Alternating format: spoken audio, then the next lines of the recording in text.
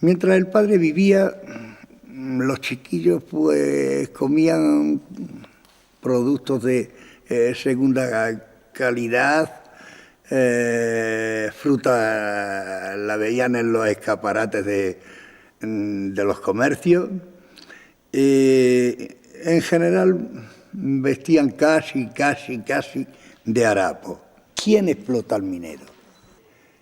¿Quién era quien le hacía sufrir esas condiciones de vida?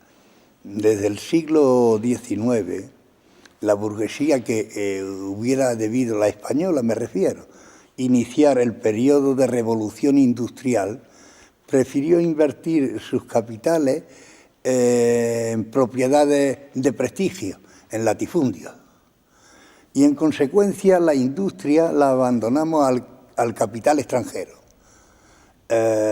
España fue en el siglo XIX y XX la colonia del capital extranjero. Y en esta ciudad, sobre todo, la mayor parte de las minas terminaron siendo propiedad de empresas inglesas o francesas. La mayor parte de los dirigentes políticos de España formaban parte de los consejos de administración. Y nada más que la bagatela de 350 dirigentes políticos, diputados, senadores, ministros, jefes de gobierno, que han sido empleados de las empresas extranjeras. Cánovas del Castillo era presidente de 6 empresas extranjeras que lo subvencionaban, ¿no? que le pagaban un sueldo importante. El rey mismo, Alfonso XIII, firma el contrato o accede a que se firme el contrato con la compañía americana a cambio de un cheque de $600.000.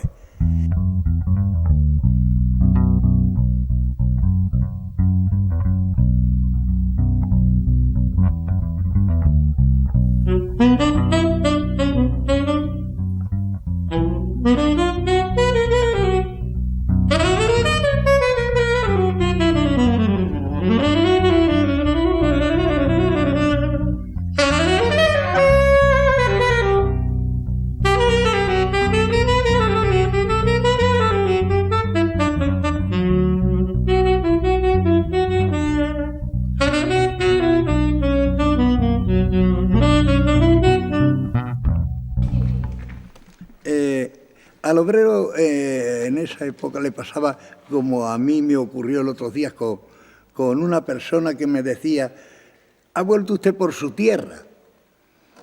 Y le dije: yo no tengo más tierra que la que llevo en los zapatos y es porque no me los limpio. Y al obrero español le pasaba eso, ¿no? Decían que esta era su tierra, pero se le masacraba en nombre de intereses que no eran ni siquiera españoles, eran franceses, ingleses, alemanes o belgas, con la particularidad además de que el hijo de la burguesía no hacía nunca el servicio militar. El hijo de papá era un ciudadano que se libraba de ir al servicio militar por 2.000 pesetas. Era el clásico soldado de cuota. Aquí el soldado que iba a Marruecos o que antes había ido a Cuba a dar su sangre, era el trabajador. Es decir, que iba allí, según se le decía, a defender su patria, cuando ese obrero no tenía patria y cuando la patria que iba a defender era las cuentas bancarias del señor Romanones, por ejemplo.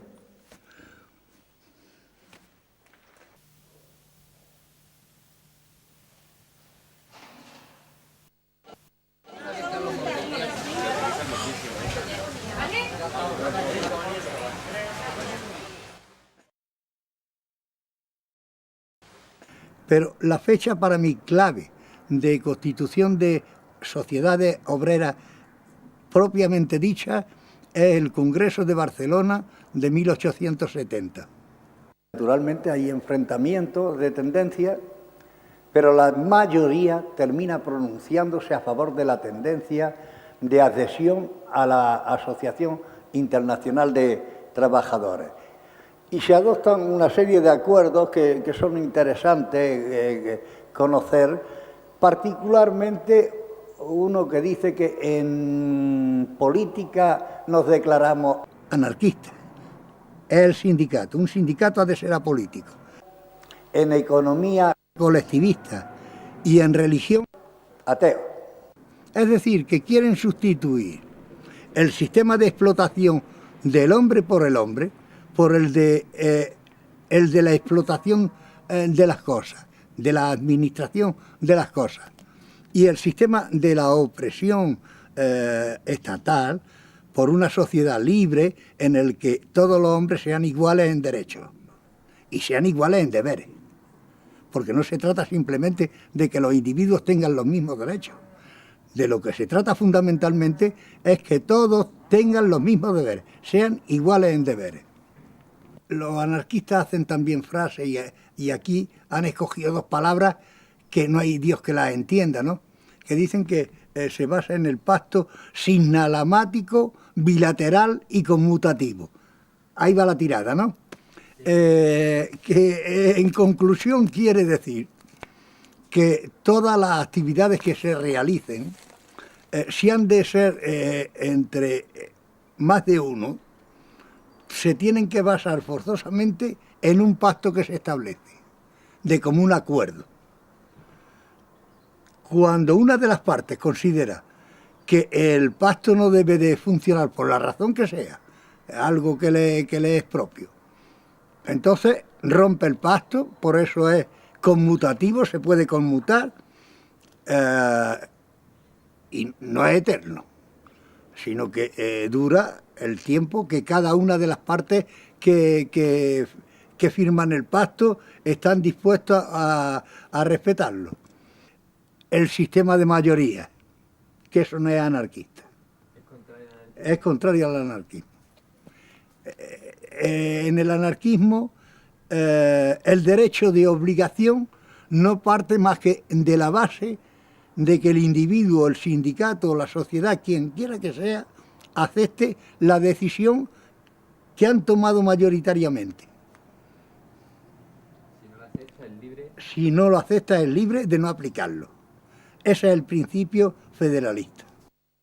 No. El Partido Socialista se constituye en España en 1888 y es una jugada de Pablo Iglesias que cuando se está celebrando el primer congreso de la UGT, que se celebra con la colaboración de José Pamia, un expulsado por cuestiones de tipo ético de la Sociedad de Obreras Anarquistas, 4 o 5 días después, él reúne un grupo de los delegados que han venido al Congreso de la UGT y mediante credenciales falsas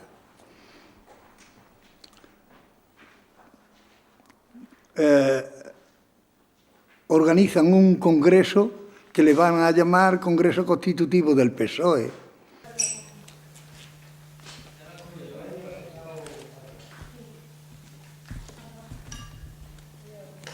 Mora, Mesa y Pablo Iglesias, antes de ser marxistas, han sido los primeros anarquistas de las secciones obreras de Madrid. Ya. La diferencia, desde su origen ya, consiste en que Pablo Iglesias, a pesar de que ha recogido, porque era uno de los primeros anarquistas madrileños, a pesar de que ha recogido lo fundamental del funcionamiento de las sociedades obreras anarquistas, introduce una serie de variantes. Los dirigentes del partido deben estar retribuidos mensualmente por la tesorería del partido o por la tesorería de la organización sindical. No hay cargo retribuido. No hay más que horas de trabajo perdidas, la CNT la sufraga. Esa es la diferencia de funcionamiento. Es decir, que en la CNT quien decide es la base orgánica, quien toma los acuerdos es el Congreso, con la particularidad de que los acuerdos de Congreso no tienen validez hasta que no han sido remitidos de nuevo a los sindicatos y aprobados en el espacio de 3 meses. La atribución en la CNT la tiene el militante, el afiliado de base. El comité es simplemente comité de relación y de estadística, al contrario de los demás partidos y organizaciones en los que la base de la organización es la cúspide, es decir, las esferas dirigentes. Se respeta el principio de que la CNT es una organización apolítica, pero sus miembros son lo que en la época se llama elementos a base múltiple, es decir, que pueden tener ideas diferentes. Eso se continúa aplicando siempre en la CNT, eso de que en la CNT hayan de ser todos anarquistas no existió nunca. En la CNT se ha admitido al trabajador como trabajador a condición de que respete los estatutos de la CNT. Es decir, es una organización anarquista, revolucionaria, que tiende a transformar la sociedad. El sindicato no puede ser más que la asociación de trabajadores que trata por los medios que sea revolucionarios o por evolución de conseguir la transformación de la sociedad para establecer un sistema social igualitario. Eso es el sindicato. En consecuencia, el sindicato, que no es un partido político, es una organización apolítica, es decir, anarquista.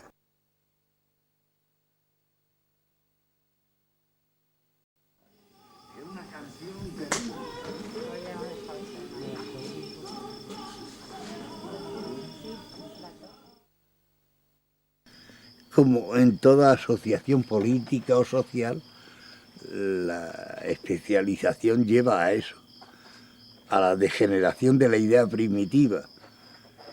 En consecuencia, la idea primitiva insensiblemente va evolucionando hasta que pierde su esencia, hasta que pierde su contenido. Terminada esa misión, el delegado ha terminado su función. Ese es el cristianismo primitivo. La CNT aquí se desarrolla potentemente por medio, por ejemplo, de las excursiones de militantes con un periódico debajo del brazo, que después de su jornada de trabajo se van de cortijo en cortijo a leerle a los jornaleros el periódico que llevan debajo del brazo. Y esos jornaleros, a los que se le va leyendo la buena nueva de la transformación social, en la mayor parte de los casos llegan a aprenderse de memoria artículos enteros de los periódicos.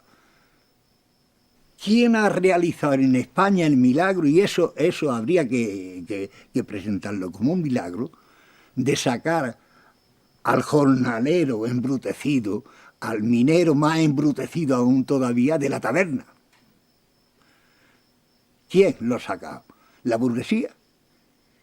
Los republicanos, los socialistas, mentira. Lo ha civilizado la CNT, lo ha hecho un hombre la CNT, le ha dado una conciencia a la CNT y nadie más. Los evangelios a mí me parecen una cosa maravillosa. Eso de negarle al rico el derecho a... Mi familia pertenece a la alta burguesía y yo pertenezco al lumpen proletariado. Además de medio, es una cuestión de mentalidad. Mentalmente yo he pertenecido siempre a la clase más humilde.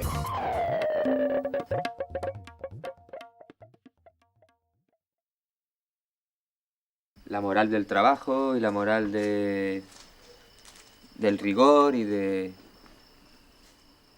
No, vamos a ver si nos ponemos de acuerdo sobre los términos. El anarquista es enemigo de la moral. La moral es siempre un concepto burgués. La moral, en general, en la sociedad burguesa, se concentra en un lugar determinado. Y es fastidioso porque huele. Es la entrepierna de la mujer. Esa es la moral burguesa. La moral burguesa no tiene otro ámbito, es ese. Y claro, eso huele mal, puñeta. Entonces el anarquista no puede aceptar la moral, ni ese tipo, ni cualquier otro tipo de moral por el estilo. Entonces el anarquista lo que acepta son principios éticos. Es decir, normas de conducta que los individuos se fijan de una manera consciente, responsable. ¿Pero qué quiere decir? ¿Que la Edad Media, por ejemplo, era más igualitaria que la sociedad capitalista? No quiere decir que era más libre sexualmente. Simplemente porque en la sociedad capitalista el problema que se plantea es el que he dicho antes, el de la transmisión de la herencia. No se la pueden llevar al cielo. Lo único que pueden hacer es enterrarla con ellos. Entonces prefieren transmitirla a un segundo yo. El segundo yo es el hijo. Y en ese caso es necesario que el hijo sea lo que el burgués llama la sangre de mi sangre. Entonces, es necesario que haya unas normas morales determinadas que fijan el estatuto del matrimonio. Hombre, pues es evidente, ¿no? Es evidente que a partir del siglo XIX aparece el machismo, aparece el ciudadano que se cree que tiene todos los derechos y su mujer todos los deberes. No, la represión de la mujer es a partir del siglo XIX que se inicia. Y la sucesión también es muy antigua. ¿La qué? La sucesión, la transmisión de algún modo, de padres a hijos. ¿Qué transmisión? La ¿Transmisión de de bienes, qué? de nombre, de lo que sea. Eso no existe. El casamiento no existe. Fíjate si no existe nada de eso, que hoy somos incapaces todavía de decir dónde nació Cervantes. El matrimonio en esa época, en la época medieval, no existe más que en las clases altas, o en lo que se llamaba clases altas, que a veces eran más bajas que las bajas, pero bueno, para entenderlo algún nombre habrá que darle. Entonces, eso existía entre las clases altas y más que un casamiento era un pacto, era un compromiso que se establecía entre familias. Pero a partir de ahí para abajo no había nada. El matrimonio es el siglo XIX, no es antes. Eso no existió nunca. La relación filial no se ha conocido tampoco. En una ocasión, por ejemplo, uno de los elementos a los que yo cito en mis libros que han expoliado al pueblo español ha venido a ponerme encima del velador de un bar un cheque en blanco 2 veces consecutivas delante de mi compañera. Y he tenido la suerte de que mi compañera pensaba en ese aspecto como yo, o por lo menos si no lo pensaba me ha dicho que pensaba igual. Y le he dicho, usted se guarda esos cheques. Y el tío me ha dicho, pero hombre, si va usted a escribir sobre eso que nos va a llenar a todos las manos de sangre, de mierda. Y le dije, las mías no están llenas de nada. Mis manos me las lavo todas las mañanas. A mi familia se la persigue con saña después de terminarse la guerra civil, porque mi padre nos había dejado sobornar. Y yo en la época que era joven, pensé, mi padre no tenía derecho a hacer eso con nosotros. Y en cierto modo exoneraba al canalla que se había vengado sobre él porque no se había dejado sobornar. Y después cuando ha dado la coincidencia, ha sido un puro azar, ¿no?, de que yo me he encontrado en la misma situación, pues he reaccionado igual. Es decir, que yo me he opuesto siempre, de manera sistemática, a dejarme corromper, sea por quien sea. ¿Pero te sale de las tripas? ¿De dónde te sale? No, me sale de la cabeza y me sale del corazón. Y es todo. Entonces es mi cerebro y mi corazón que dicen que no.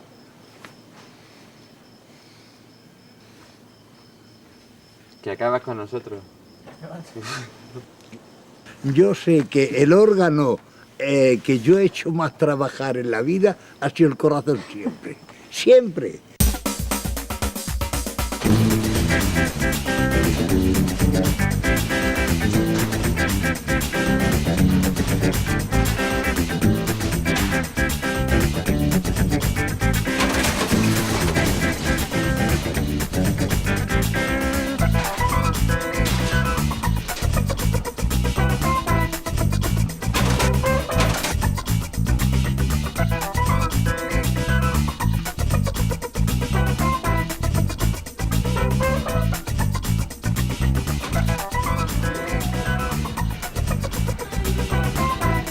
Acción directa en la CNT significa simplemente que cuando se plantea un conflicto, si el conflicto es entre el obrero y su patrón, el Estado no tiene por qué intervenir tampoco, porque no es un tercero en discordia, obrero y patrón, porque el Estado siempre está al lado del capital.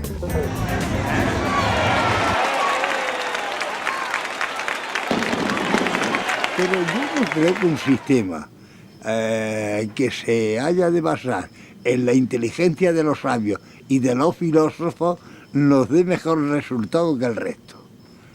Yo creo que el régimen ideal debería basarse en la inteligencia de todo el mundo. Porque, como decía Bakunin, más inteligente que Voltaire es todo el mundo junto. Claro. Aunque haya muchos tontos por medio, ¿no?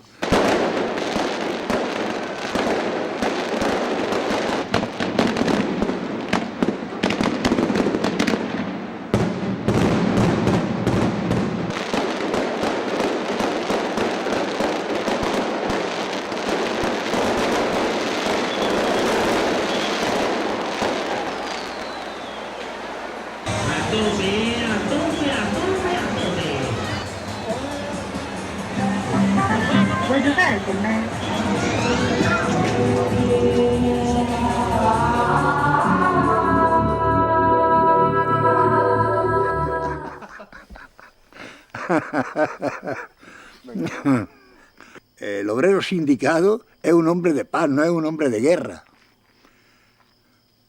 Me refiero a Siempre, a la huelga, por ejemplo. sí, siempre, y permite que haga esta observación.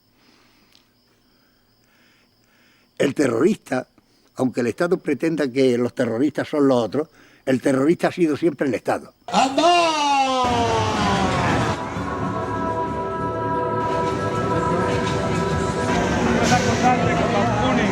Con Nietzsche.